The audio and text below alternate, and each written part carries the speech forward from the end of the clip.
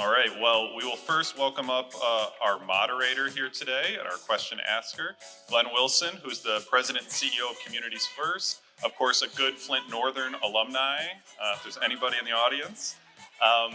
And my boss and the person who thought, why don't we start doing a breakfast series at 8 in the morning on a weekday? I think people will really like that. So our guest today for this conversation needs no introduction, but we will give one as well. Ridgway White is the president and CEO of the Charles Stewart Mott Foundation. He became president of the foundation in 2015 during the Flint water crisis and quickly led the foundation's effort to award a $4 million grant to help the city reconnect to the Detroit water system. He spearheaded a commitment of up to $100 million over 5 years to aid Flint's recovery, and that commitment was fulfilled in just over 4 years and exceeded in that period. White is a strong advocate for a one water approach to managing the nation's drinking water, stormwater, and wastewater systems. A champion of quality after-school programs, he was also a driving force of Mizzen by Mott, an online platform for after-school providers that has since become an independent organization, and he now serves on their board of directors. White has been instrumental in redevelopment efforts in Flint, overseeing significant developments, including Flint's Health and Wellness District. He holds a degree from Hobart College, where he studied architecture, economics, and urban planning, and brings all these experiences together as his efforts to help serve the Flint community. As a reminder, if you have questions, there are note cards on your table. We'll try and get to those in the second half of the conversation. But right now, we'll welcome up to the stage Mr. Ridgway White.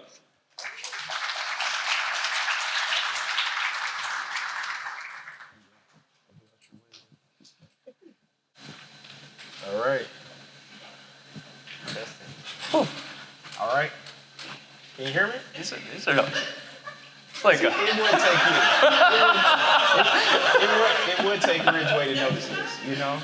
We're always having a good time. But, you know, that's what Ridgway, thanks for being here with us. That's part of the reason why you're here.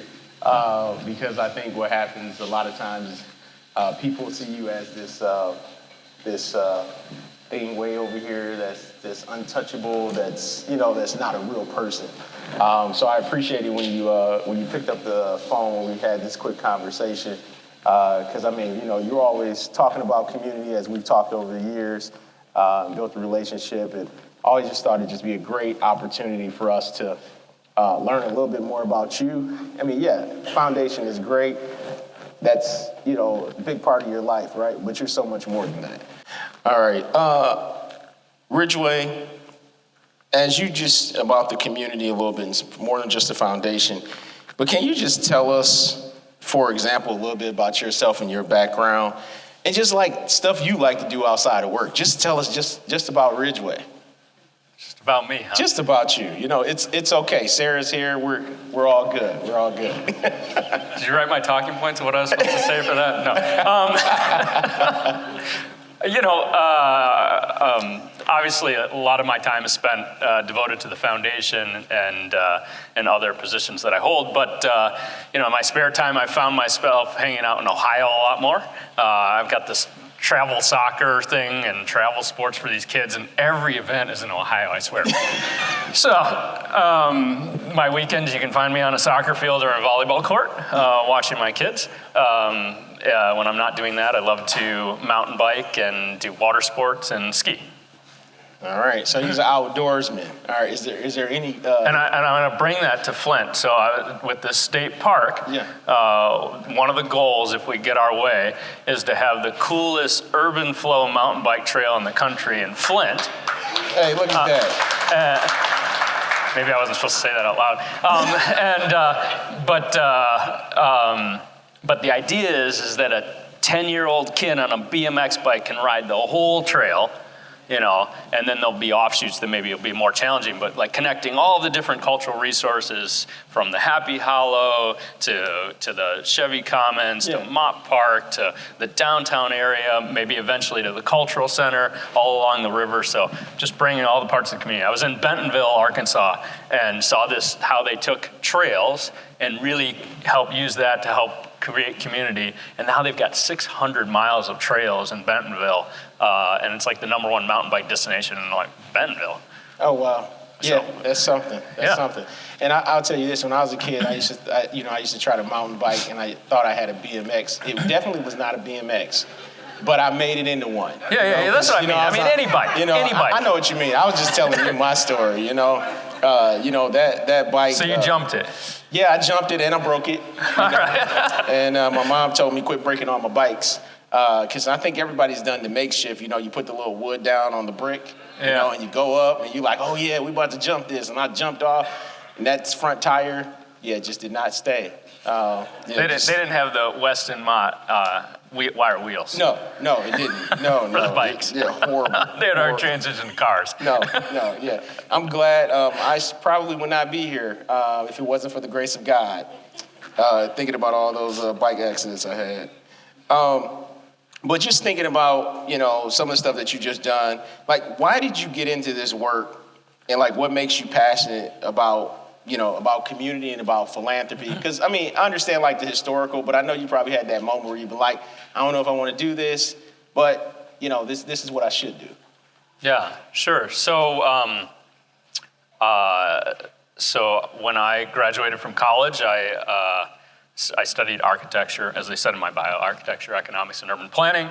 And my parents had arranged, they were a little older at the time, a really cool trip to Alaska. So I went on that, and it was like 3 weeks. So I wasn't looking for a job right then. When I got back, I started looking for a job. And for architecture, I wanted to work for a Starchitect, right? I wanted to work for Frank Gehry or Morphosis or something.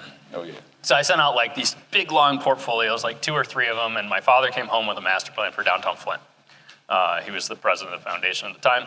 And I said, what's that on this stack of reading that he had brought home? Tell us his master plan. I said, can I see it? And I wrote up a bunch of notes. And he said, well, I know you want to do this architecture thing, but why don't you come and, just work for the foundation for 6 months, see how it is. You can see it, and then you can go do your architecture. So I served 6 months to the day. And I was like, I'm out of here. I moved to California. And but while I was an intern, I got to know several people that were interested in the downtown, that were focused on the downtown. Gary Horan, Ghassan Saab, Troy Farah, Tim Herman, Phil Schultz, and others. And I kept in touch with Gary Horan. And so anyways, I went out there, worked for an architecture firm, decided that if you're working 50, 60 hours a week, it doesn't really matter how cool that place is. You might as well be where your family and friends are. So I thought about moving back home, looked at Detroit, buying a building and redoing it. At that point in time, you could buy the building with the whale for 50 grand. Yeah. All day, on it. It was absolutely. Pre-Super Bowl. Man. And but I didn't really know what I was doing.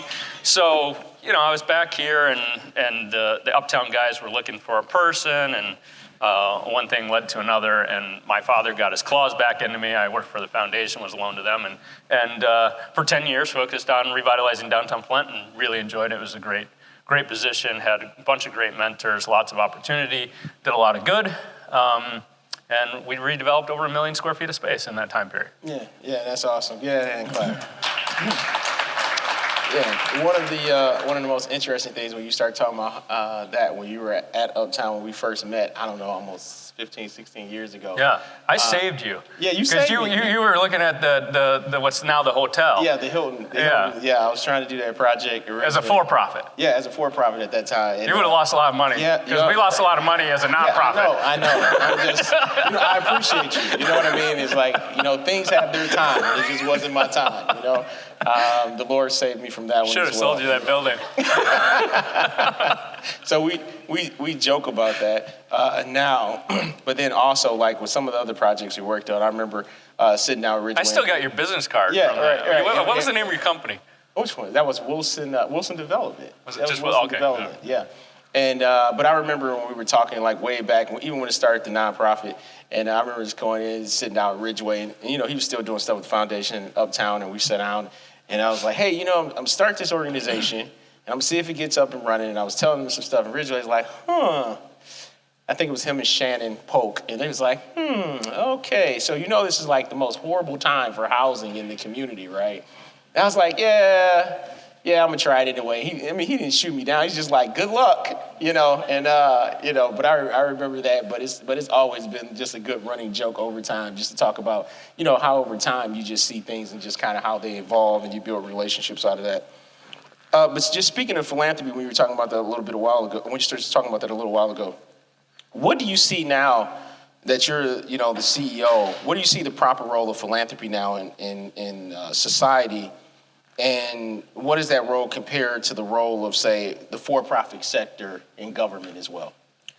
I think that philanthropy at its core is, love of humanity, taking care of folks, meeting needs, trying to lessen inequality. And I think that we have a unique role that we can play in that we can be risk capital, we can take chances on communities, we can be there where government is devoid. Like, think the water crisis, the government failed at all levels, and yet that third sector, that nonprofit sector, was there to respond during the water crisis. Many of the folks in this room and beyond played a vital role in at least lessening the impacts of the water crisis in Flint, and hopefully it helped our community recover and rise just a little bit faster than it would have otherwise if there hadn't been any philanthropy, any nonprofit sector. So yeah, because the role of philanthropy, I think sometimes people don't understand it was really supposed to be a add-on, right? But then it ended up stepping up to be a leading role, whereas you have governments and I talked to someone about this not too long ago, and I said, you have to understand governments have, billions upon billions of dollars that they give out on a yearly. You might have foundations that's giving out hundreds of millions. Totally big difference, right, as far as scale and economies of scale and how things can change in communities. But what's happened is, philanthropy, because they can move swifter, like you're saying, access to capital, move things a little bit quicker, they can make decisions a little bit quicker than what you can when it comes to the government. And I guess I appreciate you guys stepping up and trying to pull your part and pull your weight in the community. What are some current focus areas of the foundation on a national, but I also don't think people understand, you guys are all over the world, and I think people look at it very, just very centric to Flint, but don't understand what you guys got going on nationally and internationally. Sure. Well, we have 4 program areas and 16 sub-program areas. They're environment, civil society, education, and our hometown of Flint. One of the things that I'm proud of, and we can talk more about it later, is that when I became president, we were grant making about 35% of our dollars in Flint. Today, we're north of 50%. So moved a lot of money back to Flint. I came in and I said we had offices in South Africa. We still have an office in South Africa. But we had some place-based grant making in places like South Africa and Russia. And I said, you know what, we only have one place, and that's Flint. Yeah. And so we do support thematic things. So on our education front, it's after school, which is our largest initiative nationally. Stems out of the community education movement in Flint. We worked with the Clinton administration to take after-school funding from $1 million a year to $1 billion a year. Wow. And it's been at that level ever since. We support a 50-state network. So I was just in Washington, D.C. last week, and we had all of our networks in D.C. We had Secretary Cardona there talking to the group. I did a fireside chat with former Secretary of Education Margaret Spellings and Secretary of Education John King. Yep. They were Zoom. They were Zoom. Cardona was in person, but they were Zoom. So it was weird. I was just me on the stage, and I'm like, but they held the room. But anyways, side chat. There we go. But we through that network, we reached 10 million children a year. And it's, we reach millions of kids over the past 30 plus years. We also fund something called children's savings accounts or college savings accounts, 529s if anybody's a financial guru. And that's about supporting high-achieving low-income kids who are trying to making the decision sometimes in the 6th, 7th, and 8th grade where they can or can't go to college based on affordability. We know that they're going to be able to make it, right? But it's creating that college-going culture. So when we started that, our director of education team was really passionate about it. There were about 100,000 child savings accounts across the country. Today, there are 7 million. Thank you. And so she just received an award from Governor Gavin Newsom because we supported San Francisco's kindergarten to college program. At the very beginning, from the start, they support every child born in San Francisco, and Newsom rolled out California Kids, so every child born in California now gets a child savings account. And so there's about 8 states that have nationwide or statewide programs and continuing to grow. So that's another example of what we do. We also do entrepreneurship and after school. On a national level, So our civil society program, we support community philanthropy. So we've helped we don't create community foundation, but we created my staff, we don't create, we support the enabling environment for community foundations, is my technical term. But we've supported over 1,000 community foundations throughout our history. And just in the last 3 years alone, in places from Malawi to Rwanda to Brazil to Mexico, we've helped support community foundations, over 100 created in just the last 3 years. And that's about really coming into community and supporting a community to give and support itself on its own terms. And so we think that's key, and it's just an organizing piece for that critical piece of civil society, like common dialogue and thought. We also support access to justice work, and so that started out in South Africa during the fall of apartheid. My father served as a juror of the first free elections. We've got a watch in the office. It's watch number 2. Nelson Mandela has watch number 1. I gave it to him. Yeah. Wow. Yeah, really neat. He has it in a filing cabinet. It's like, you keep this thing in a file. We were cleaning it out. We're like, oh, here's the watch. Put it in a safe place. I'll hold on to it. Yeah. So, there we supported community advice offices. And so there's community advice offices there. We've supported over 300 in South Africa. We expanded that to access to justice across the globe. So we support access to justice work now in South Africa, Sierra Leone, Rwanda, Uganda. I don't know, there's like 6 or 7. Ukraine is one where we're supporting internally displaced people. We've been grant making in Ukraine for over 30 years. We helped support over 25 community foundations there. They were first responders when the war broke out, continue to operate. We actually, when we were in Russia, that was the first year I was in office.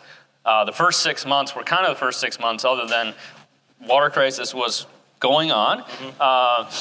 People were complaining. We didn't have actual data yet, but people were complaining. And in Russia, Putin recommended us for the list of undesirables, which is we've been operating there for 20 years, which is the equivalent of the U.S. terrorist watch list. Wow. And so we had to make the decision to withdraw from Russia. But I'm proud to say that of the 20 plus community foundations we helped establish there, they're all still in existence, even though we haven't made a grant in Russia since 2015. So. Wow. I think you don't have anything to worry about. You know what I mean? No. I should have said, the environment. I didn't touch on that one, the environment. So the environment, Great Lakes Restoration Initiative is one of our key initiatives. Yeah. Great Lakes Compact, so that prevents diversions so that California can't have our water, simply put. But prevents diversions from the watershed. Also, the Great Lakes Restoration Initiative is a couple $2 billion a year to help restore the Great Lakes area. So that's federal money that we helped. The grantees that we work with helped establish that program. We do things in the UP. We've restored some land as pilot projects. We helped buy 34,000 acres in the Keweenaw Peninsula. We just helped another purchase of 10,000 acres in the Keweenaw Heartlands. And I was just up there a couple weeks ago, and we had the privilege of returning land to the Keweenaw Bay Indian community. So we helped purchase, and it was on the traditional tribal occupied area. And so the Nature Conservancy returned that land to the tribe, which is cool. Thanks. I think yesterday was Indigenous Peoples Day. So we also do support, we work with indigenous people in the Amazon as well. And there we have a program that's all about access to energy. And so when we started, there were 1.3 billion people in the world that didn't have access to energy. Today there's about 700 million, not because we provided access for all those folks, but we focused on decentralized renewable energy. So, solar power. And in the Amazon, that's been about allowing indigenous populations to engage with the modern world on their terms. But many of the villages have diesel generators. they provide interrupted power, and it's costly and things. So we provided solar, and we've helped provide solar power to over 55,000 people in the Amazon. And it's really about preventing this a road from going in. Because once you put in a grid, you put in a road. When you put in a road, you open it up for extractive purposes, mining, et cetera. And it depletes the Amazon. So there we did a couple whole village solar projects.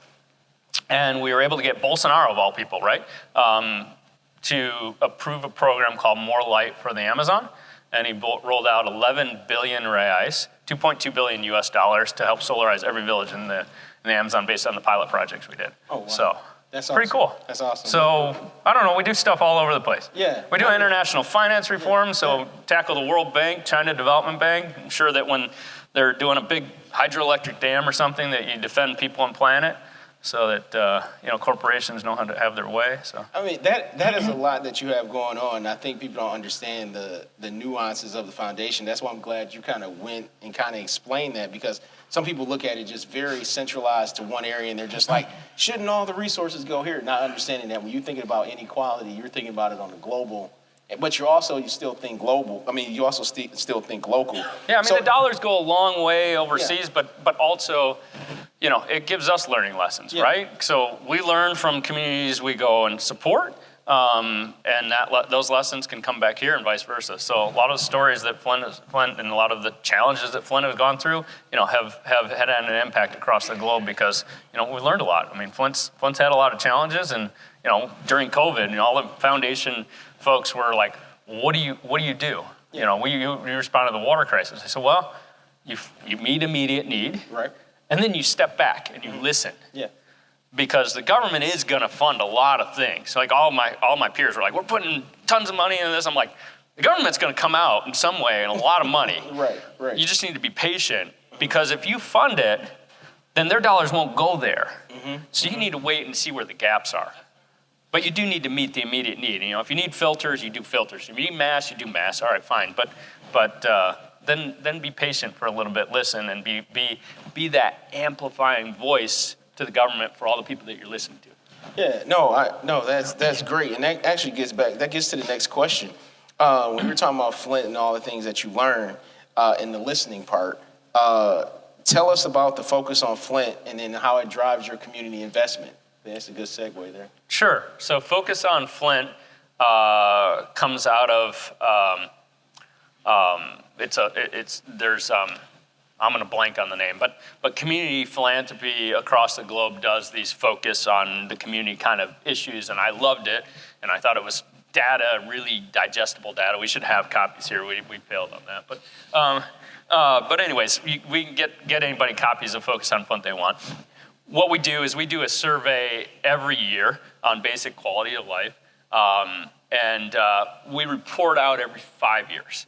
And so the first one was 5 years ago, and we reported out on where everybody was thinking things are. But really what it is we don't need an excuse, but it's a good way to start a dialogue. And so, every 5 years, we do it all the time, but every 5 years we do a really intensive community engagement process. There's some rooms that are bigger like this, but what we try to do is, groups of like 8 to 15. And we try to get, we get the activists in the community, but we try to get the folks that are just living in the community, the residents that we really hope to serve with our dollars, and listen to them and hear what they're saying. So that's the process, and the smaller groups, people feel like they can speak up more, and so we try to be really approachable in that. We've done, I think, over 40 this year, and so that's a big part of the process. And we listen, and it really does guide our grant making. I mean, we're gonna embark on our next 100 years. We're thinking about how we're gonna give away, somewhere between, $20+ billion over the next 100 years.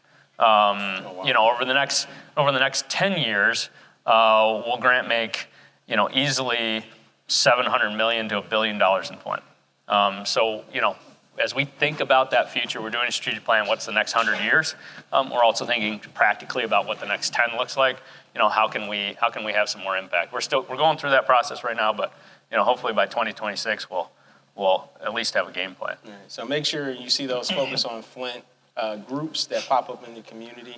Make sure that you please attend those and make sure that you have your voice heard at the table. And if not, what we'll do, Ridgway, just to make sure everybody gets it, everybody's on our email list that's here. We'll make sure we send out the link to the Focus on Flint. Yeah, sure, the link. And then there's a printed one if you want. Okay.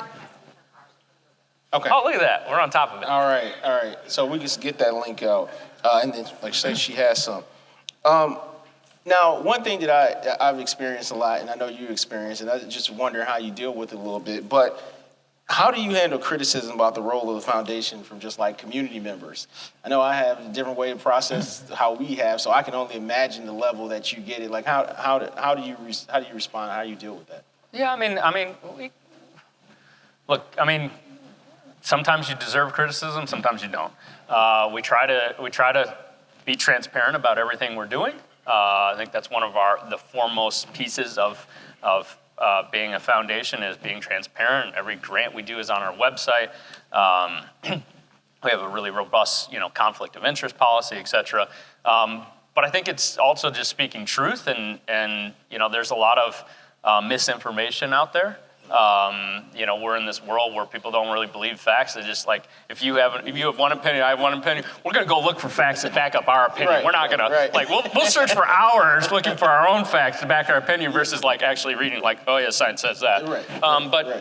But no, criticism can be constructive, it can be helpful, and it can be also really dangerous. So, I think when people do bring criticism and it's constructive and helpful, when we can do better, that's great. When it's misinformation, that's not helpful. Yeah, I'm glad you mentioned that because I had a conversation with someone. They said, they said they felt a particular way about the foundation before. I said, hey, have you ever reached out and just talked to the foundation? And they said, no. I said, because I think what you think might be a little bit wrong, but I can't tell you that. But I think it might be good if you reach out and you go sit down and have a conversation with them. And they were just like, no, this is the truth. And I said, well, do you actually want to get the truth or you just want to be mad? Right. And the thing is that, and the thing also just about criticism, and I'll say about Ridgway is like, and I'm just saying, he didn't know I was going to say this, but, the foundation has done a lot of stuff over the years, but they are drastically making some different changes now that Ridgway is at the helm of the foundation. And is looking at the foundation from his view versus, maybe what you don't agree with what happened 50 years in the past. I mean, Ridgway wasn't here 50 years ago. He's here now, and he's trying to do things to help our community be a lot better. So I also say, people also give him the benefit of the doubt of trying to shift and build a legacy in how he sees as far as for the future.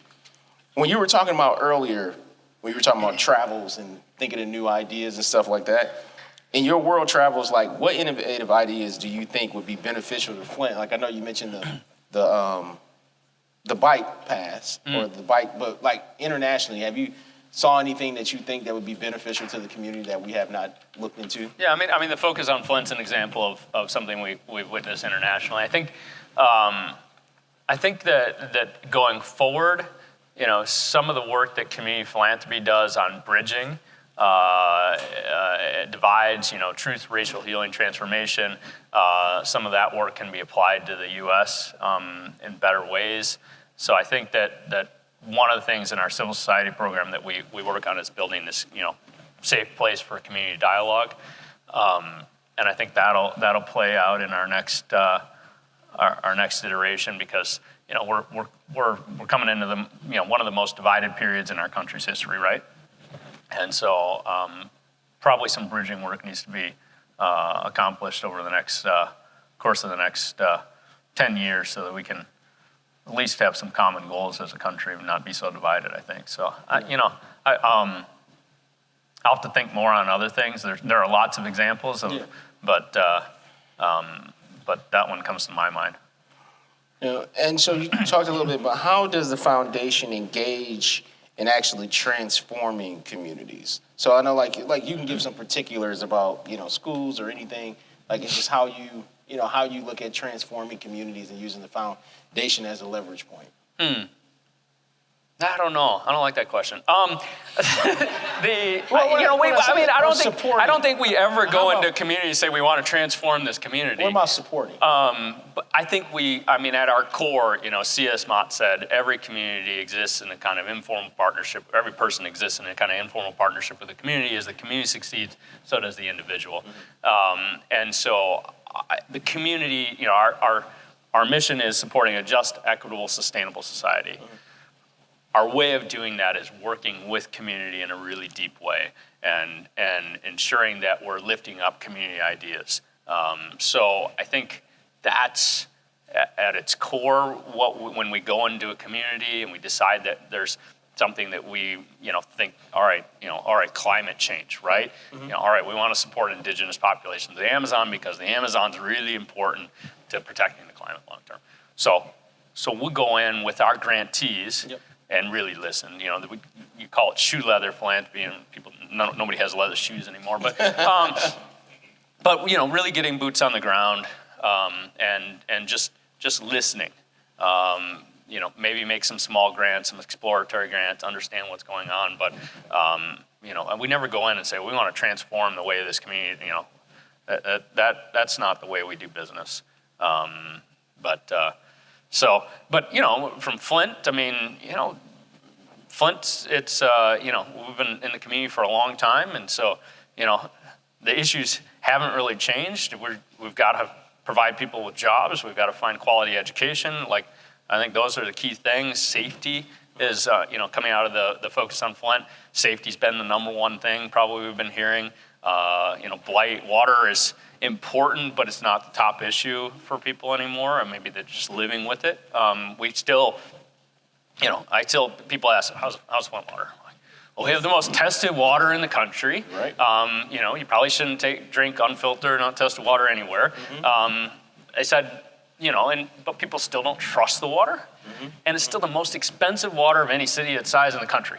And they're like, whoa, really? And I said, yeah. And I said, I still have a sign in the Mott Foundation building that says, don't drink the water, don't unfiltered water, don't wash your fruits and vegetables. And I'm like, the sign's 10 years old and the tape's falling off. And my team's like, should we fix that sign? I said, no. I said, I want that to be, until somebody says all clear, we're going to have a reminder that we have, nobody's given us the technical all clear. So anyways, but I got off track there, but. Oh no, you're good. But my point being is one of the things that we're here is that we've been focusing on the national level, trying to get the low-income household water affordability plan made permanent in the government. And so that would provide additional supports. We also, one of our big goals is to try to, I'm not allowed to do all this, but there's some bills in the legislature that on water affordability that Senator Chang has proposed, and we supported the task force there to try to make water more affordable. And so that'd be adding, just $2 to everybody's bill in Michigan, so that people, just like utilities, you pay an extra $1 or so on your utility bill, on your electric bill. At $2 everybody's bill in Michigan, so those least to be able to afford water could have it, because it's a basic need. Yeah. I'd love to see that pass. That's some of the things we're still working on related to water crisis. Is how do you make sure that water for those least able to pay is still affordable and accessible? You don't have shutoffs. So I don't know. I lost the question somewhere. No, you're fine. I mean, it was transforming community. No, I mean, but I changed it to say supporting, because I mean that's really what you were talking about. Is instead of transforming communities, like you say, how through grantees, through partnerships, that you help to support communities through the grantees, then they can help to transform their community. When you envision Flint for the future, as you look at it, I mean, I'm a visionary as well. I know we've just talked about just grandioso things like how do you envision, the city of Flint looking, in the future from where we're at now? Yeah, I mean, I think, our core, one of my core things is that I want every child born in Flint to have an equal opportunity of success of a child born elsewhere. I mean, that's probably the number one thing. What that means is that we need to make sure that, while there's still inequality, right, that we have ladders for people in the community, kids in the community to climb, right? I'd like to get rid of ladders, but we want to have our ladders be strong. We want to have them robust. We want them plenteous, so that kids have an opportunity. So supporting youth is number one thing. If I look to the future, it means that we've got quality schools and quality buildings. It means that we have jobs for residents. So like, we support higher ed, we support Mott Community College, like training people, but let's train people for jobs that actually exist. So, I'm really excited about this advanced manufacturing district in Moneytown. I know it's controversial, but we've got a once in a lifetime opportunity to attract a company that wants to invest billions of dollars and create 10,000 jobs in chips. Like, that's huge. That's serious jobs for this community that could be a game changer. And so, and it's a US-based company. It's not foreign, so I'm excited about providing the enabling environment for places like that. Chamber's taken it and run with the idea. They deserve tons of credit. Hopefully it comes to fruition. But, we got to get some additional funding. But that could be huge. So jobs, safety, things like that, but at the end of the day, it's all about, I want my kids to be able to live here too, right? I don't want to be like, Dad, there's nothing for me here. I'm going to California or whatever. I mean, they might find that California is more exciting or maybe they don't work as hard or something when they're there. I don't know, but. And then how can, I guess, people always come to you about, what you can do for them. How can the community, how can they be helpful to the Mott Foundation or you in what you guys are doing? Yeah, I think there's lots of ways, but I think we have a really engaged group of people. I always say people, we're trying to attract employees to Flint. I'm like, you can be involved. Like, people want involved people here. So we've got a really engaged sense of community and our roots. I think, taking that engagement, continuing to ensure that we have, top quality folks in our elected offices, that grantees have got great ideas, work with them. We're only as good as our grantees. We are fundamentally a grant-making organization, and we're only as good as our grantees. So, we can give out dollars all day long, but if there's not, high-quality leadership, training, et cetera, capacity, that's a piece there. So, but I think that at the end of the day, it's caring about community, it's speaking up for values, ensuring that, how do we solve this violence issue that's in our community, I think is, one of the top pieces. And, I don't have great ideas, but I don't think it's more policing necessarily. I think it's fundamentally like, conversations with, kids and stuff and saying, look, giving them something better to do. Giving them activity, giving them engagement, giving them education. So I think education across the board is what the community can do to help support Flint, so that people that are here say, this is a part of community, building community, knowing your neighbor. Yeah. I think that's important. We talk about, I was really excited to get leverage $45 million to demo a bunch of houses in Flint, but then I told my team the very next day, I said, that's not how we build community. Right. You don't build a community by knocking down all the houses. You build community by having people that are able to walk and talk to each other, and that your kid can ride the bike. Yeah. So, absolutely. It's cleaning up the blight, but then it's the next step is more important. Yeah. Community centers. Engaging with churches. Figuring out what the strengths and strong points in every neighborhood are. So, speaking of that, before we go into Q&A. More questions from the audience. What legacy do you want to both leave personally and professionally? Yeah, I don't know. I haven't thought about my legacy, but my kids are getting older. Like I said, want a community where people say, I want to live here. I want to work here. I want to do business here. I think that's probably, number one. When you go out, I'd like to have people talk about, the exciting stuff we're doing at, our great stories, less about the water, at least we don't have to talk about Roger and me anymore. Right. I think there's opportunity to really focus on our education. I'm cautiously optimistic that that the state will provide some funding for Flint schools, and we'll get a high school done that we can match dollars with. Got some board members here, I think. So, we're all fighting hard for that. But Central High School would be nice to, whatever high school, but Central High School I've always thought would be a great place, redone. So that could be, I don't know. I've had that goal for too long now. That to me is a huge piece. I think the state park is an exciting thing, and that's just grown and evolved. Eventually, it was all right. When the water crisis is finished, we've got to restore the Flint River. That should be the final thing. Mm-hmm. I said,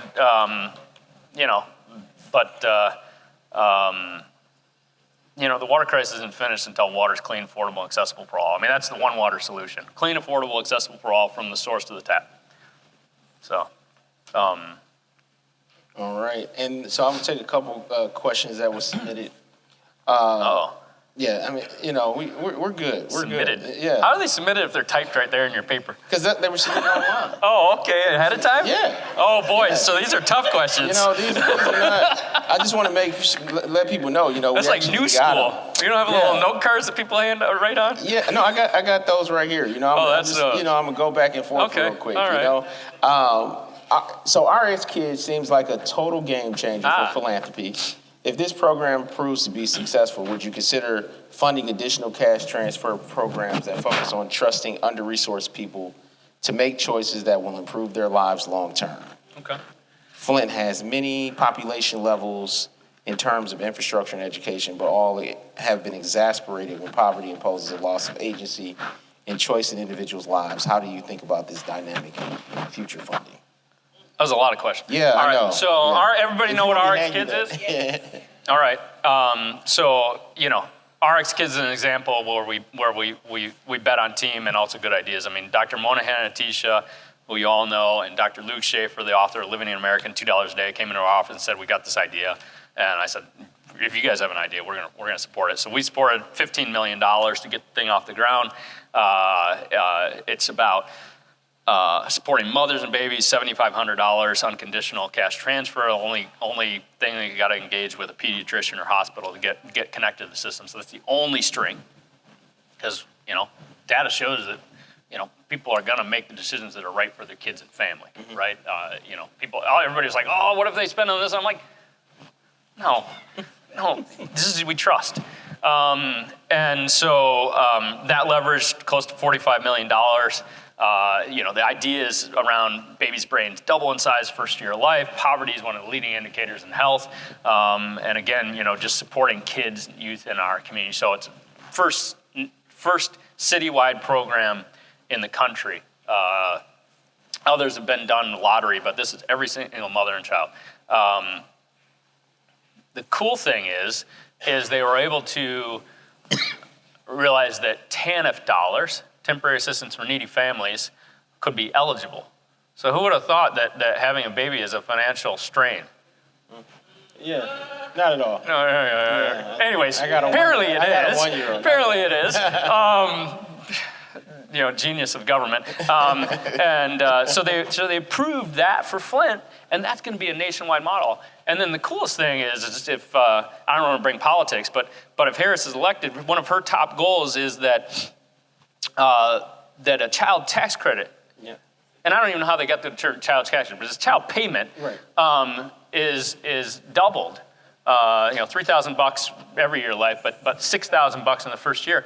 That'll be the quickest pilot mm-hmm. in Flint to policy that I've ever seen. Yeah. And I think it's got a good chance. And the Trump administration is also talking about tax credits as well. Right. They're a little different in their approach, but it's getting on the national news of how do you support kids. Yeah. Well, speaking of pilots, somebody had a question. They said, I heard somewhere that the role of a nonprofit is the pilot change, the civic sector codifies it, and private sector scales it. What is your example of a project where you funded where you think you've seen this model work? Yeah, I mean, I talked about a lot of those, but I mean, I think the private foundation, we pilot stuff, CSAs, after school, maybe RX Kids, where you've got a little pilot, think it works, goes like that. We support a bunch of researchers all across the country. We find target populations all across the country. They eventually can advocate with their local elected officials, and it scales up at a state level or national level, and you end up with things like 21st Century Kids, which is the $1 billion a year in after school funding. Or the CSA movement in the state of California.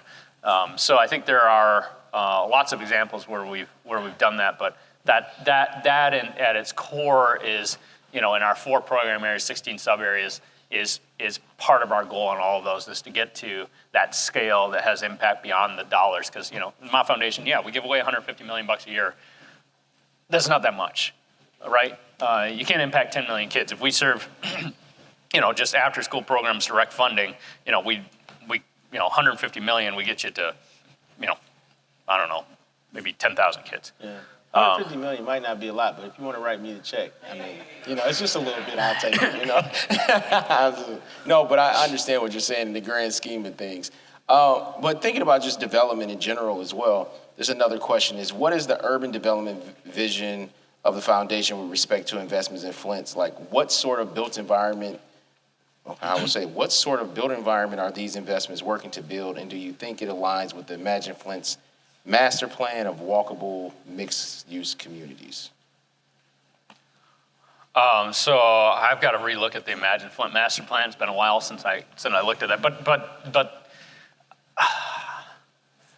I think that our I don't know if we have an urban plan, but it's about supporting that, kind of shifted to supporting the community building. So, Burst and Hasselbring, the Brennan Senior Center, some of the community centers, trying to do this cube thing at Brownell Homes. So trying to build, anchors in different communities.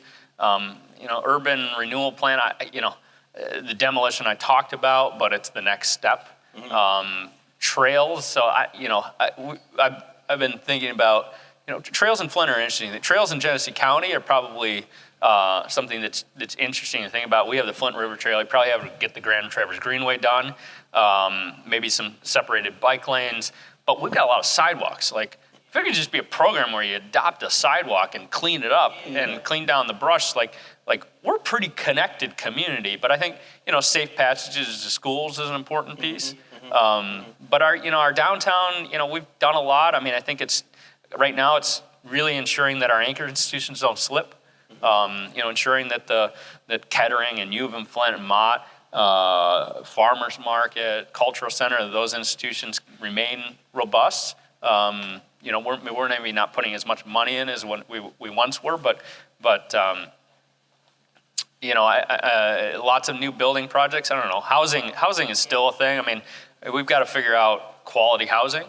If we could, the Habitat's doing a fair amount every year on homeowner rehab and things. So I think getting single family housing up to speed. I think it's an interesting thing over the last 2 to 3 years, the home values in Flint have more than doubled. I don't know if you looked at it, but people aren't underwater in their houses in Flint anymore. The challenge is how do you take home ownership from 50% to 65%? How do you ensure that during that process that people that are renting aren't displaced? If you're a landlord and you bought a house for 10 grand during the financial crisis, it's worth over 100 grand now, you're going to want more rent, or you're going to sell that thing to somebody that wants more rent.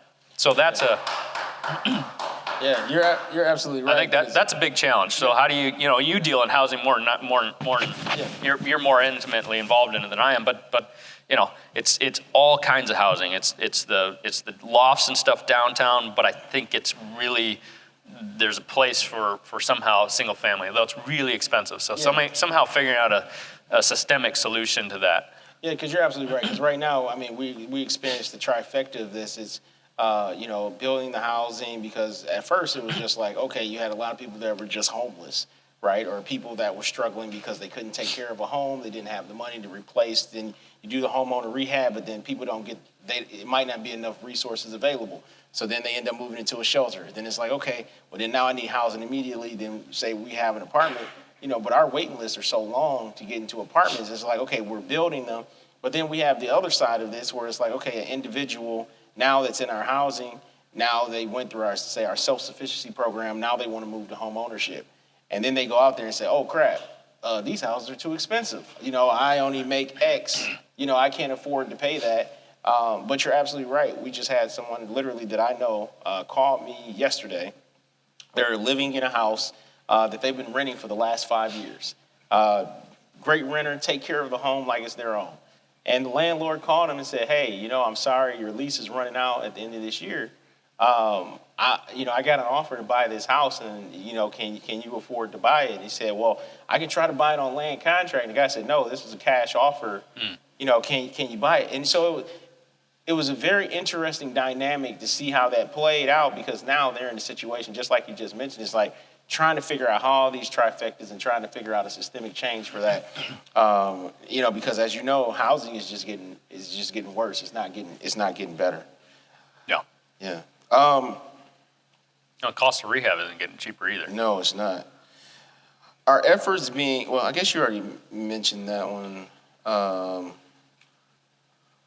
But I guess I could ask the question, because you can probably speak to maybe the Ashley Capital thing, maybe a little bit. But our efforts being to specifically increase jobs in Flint proper. Yeah.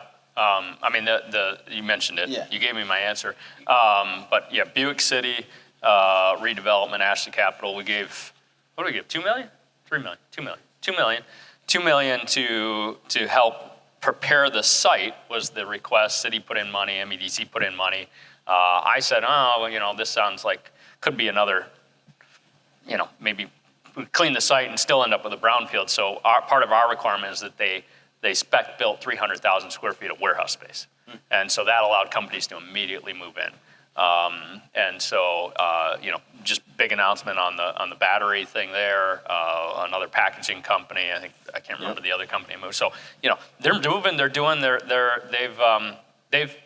They at this point have they've met our requirements for our grant. So I'm impressed with what they're doing. I hope it continues. I hope that all of Buick City is filled up. This Mundy Township Advanced Manufacturing District, that's the second piece. Buick City, believe it or not, is 350 acres. This Mundy Township's over 1,000. It's a big amount of property. But that's what it takes to compete on a national level these days, is these companies, they don't want to necessarily be in cities, right? It's a challenge, right? You want the jobs, you want them close, but at the same time, most people don't want to live next to a factory. You have the example in Detroit where they fought like crazy to get that plant in Detroit, but there's some paint fumes, right? And so there's lawsuits filed on environmental justice. So if I'm a company, I don't want to locate in a city, right? There's no reason to do it. It costs more to do business, and all these things, all these barriers, more regulation takes longer. And so I want to be in the South where there's thousands of acres, and I don't have to have any neighbors. Yeah. So how do we level the playing field? We do that by supporting, the purchase of property, preparing it, making sure the site's ready, so that we can compete. Believe it or not, there aren't that many 1,000-acre properties in Southeast Michigan that are within a quarter mile of the expressway, have water, utility, et cetera. There's really like one, and it's here. Look, isn't that something? The one is in Genesee County. We're designed on a 400-acre grid, Is how big? Southeast Michigan is designed on like a 400-acre grid. So most places have housing. This site had a drainage ditch in the middle, so that's why it's bigger. Oh. Yeah. We always learn something new every day. Huh. Yes, I did not know that. Also from Michigan State, someone asked a question. So what's going on with the Michigan State project? How is it benefiting Flint? Well, RX Kids. That came out of it. So look, the MSU, the way it came about, Flint Health and Wellness District, that came about because it was farmers market and demolition of Genesee Towers. I couldn't get any funding from the state. When I turned in Flint Health and Wellness District, everybody was like, oh, I like that title. Same project. But essentially, it was the core principle. So it's the School of Public Health, and they received a ton of NIH money. It's created over 100 jobs. The next phase is another 100 jobs, building out more. There's C.S.Mott endowed faculty members. Where if anybody's got, I think it costs like $2.5 million, but we don't really want our name on 16 different endowed faculty members. So if anybody's got 500,000, or I can't remember what the match is that the MSU is wanting, but they can name it after them and put the so. But anyways, the core principle is ensuring that communities like Flint are understood, and that doctors as well, so it's paired up with their medical education, that doctors understand when serving an urban environment, and doctors aren't patient when a patient doesn't show up for an appointment. They're like, oh, we just cancel the appointment on them. We say, well, wait a second. We understand now that there's a lot of barriers. The car might not have worked. They didn't have somebody show up to watch their kids, so they had to stay home, et cetera, et cetera. So, understanding the population they're serving in medicine better so that health outcomes can improve overall. And so that's, supporting our local. We get the most attention here in Flint, but it really supports national policy. All right. And it's nice to have a little competition between U of M and MSU always, right? We like U of M, but it's more fun when I say go green, everybody says go white, and I'm like, oh, me? Oh, wow. You sound like Mike Wright in our office. Every time you say, "Oh, is that right?" he's talking about himself. So like, it's funny. So the right and the white. I got you. My father did that at one of the openings of the thing. He didn't know that. He didn't know the go green, go white. So he was like, "Go green," and everybody said go white, and they thought that. Oh wow, that's funny. For anyone who don't know, funny. Ridgway is a big U of M fan. That's what else he didn't say. I'm a fan of both universities. Oh, right. Okay. I went to Hobart. Yeah, absolutely. Our football team's like top, but nobody really cares about D3.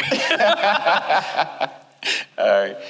All right. Well, I'm gonna go ahead and wrap up. We can wrap up the question because I don't want to, because I know everybody likes to get out of here on time. But Ridgway, is there anything else you would like to say? Just a closing remark to anyone today. Is there anything else you would like to?